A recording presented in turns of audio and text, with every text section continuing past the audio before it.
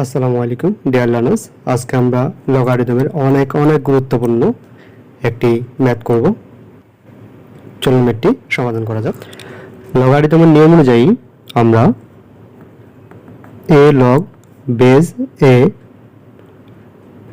To the power b equal লিখতে পারি b, অর্থাৎ ভিত্তিগুলো মিলে গেলে আমরা ঘাতটাকে উত্তরে লিখব। আরেকটু ক্লিয়ার করার জন্য মনে করি 5 log বেস 5 3, তাহলে এখানে অ্যান্সার হবে 3, অর্থাৎ ভিত্তিগুলো যখন মিলে যাবে ঘাতটা হবে আমাদের অ্যান্সার। 2 log 2 5, এখানে ভিত্তিগুলো মিলে গেছে, তাহলে উত্তর আমাদের 5। এবার চলুন অঙ্কটি সমাধান করা যাক। 2 টু দি পাওয়ার 5